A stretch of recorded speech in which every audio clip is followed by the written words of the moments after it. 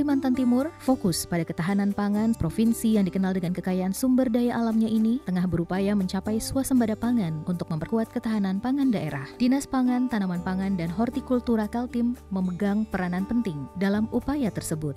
Melalui berbagai program dan strategi, dinas ini bekerja keras untuk mendorong peningkatan produksi pangan serta memperkuat sektor pertanian yang menjadi tulang punggung ketahanan pangan daerah. Widya Kusuma Dewi SPMP, pengelola bidang pangan dari Dinas Pangan, Tanaman Pangan, dan Hortikultura Kaltim, menyampaikan berbagai capaian dan target optimasi swasembada pangan yang tersebar di wilayah Kalimantan Timur. Saat ini di tahun 2025, pemerintah pusat memang dalam target swasembada pangan dari pemerintah Pak Prabowo bahwa ada kegiatan optimasi lahan, ada kegiatan penanaman padi di lahan kering atau padi gumbuh dan pompanisasi. Nah, dalam kegiatan optimasi lahan ini mendukung peningkatan swasembada pangan dalam hal perbaikan irigasi, jaring-jaringan irigasi, mengoptimalkan peningkatan indeks pertanaman padi dari IP 1 menjadi 2,5. Jadi dalam setahun 2 kali nanam, 2,5 kali nanam untuk panennya. Ketahanan pangan merupakan salah satu isu strategis yang menjadi perhatian utama di Kalimantan Timur.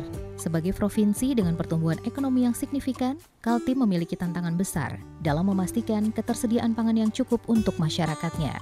Proyek Hortikultura sebagai solusi strategis di mana analis kebijakan Dinas Pangan, Tanaman Pangan, dan Hortikultura Kaltim, Bapak Sugianto SP mengungkapkan, mayor proyek Hortikultura difokuskan pada komoditas unggulan seperti cabai, bawang merah, dan buah-buahan tropis seperti pisang kepok, nanas, dan masih banyak jenis buah lainnya yang dibudidayakan serta diolah. Apa saja sih yang termasuk dalam produk-produk hortikultura? Jadi untuk produk hortikultura ini kita ada tanaman buah, tanaman sayur, tanaman biofarmaka atau tanaman obat, dan satu lagi tanaman hias. Mayor projectnya kita atau hortik itu ada pisang, pisang utama pisang kepok grecek karena ini minat banyak yang permintaan untuk pisang olahan ini. Terus kemudian juga selain itu cabai, bawang merah utamanya, terus nanas, dan paya mini Balikpapan atau MIBA. Saat harga cabai atau bawang merah naik, inflasi langsung terpengaruh. Salah satu proyek andalan adalah pengembangan kawasan hortikultura berbasis klaster.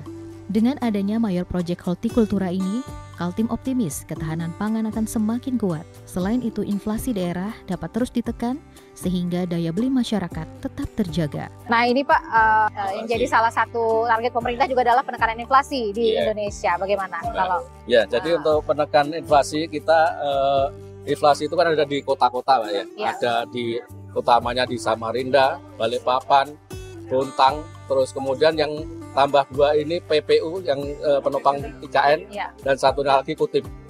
Nah, jadi 5 kabupaten kota itu untuk menekan inflasinya dengan kita membagikan cabai dalam polybag. Dalam polybag yang sudah siap berbuah. Jadi nanti dibagi-bagikan gratis. Itu dibagikan ke warga.